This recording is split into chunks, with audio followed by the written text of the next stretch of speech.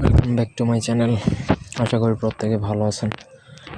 আপনি যদি আপনার দুশ্মন ও শত্রুকে বান মেরে বোবা করে রাখতে চান, অর্থাৎ তার মুখের জবান কেড়ে নিতে চান বা তাকে বোবা করে রাখতে চান, সেক্ষেত্রে এই বিদ্যাটা প্রয়োগ করতে পারেন। এটা এমন একটা নকশা যে বান প্রয়োগের ফলে শত্রুর মুখের জবান বন্ধ হয়ে যাবে, সে কথা বলতে পারবে না, এবং এই বানটা ততদিন পর্যন্ত স্থায়ী থাকবে যতদিন পর্যন্ত এই টোটকাটা উঠানো না হচ্ছে।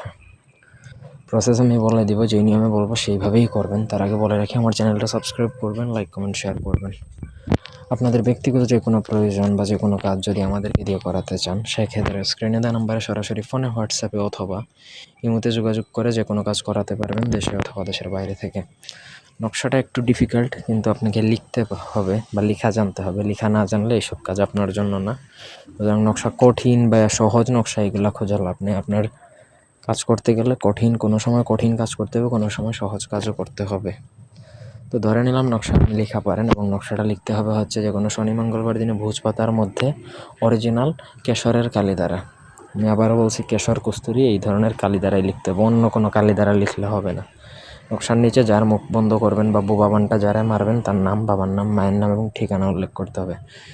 একটা পুতুল কিনে আনবেন বাজার থেকে, তোলার পুতুল যেগুলো হয়, সেই পুতুলের মুখ বা ঠোঁট কাটবেন, কেটে সেটার মধ্যে আপনি এই নকশাটা ভরে সেলাই করে আপনাকে সেই পুতুলটা শ্মশানে যে 21টা আলপিন পুঁথে ঠোঁটে বা মুখের মধ্যে গিথে আপনাকে দাফন করে চলে আসতে হবে যেদিন কাজটা করবেন। ব্যাস, আপনার কাজ শেষ।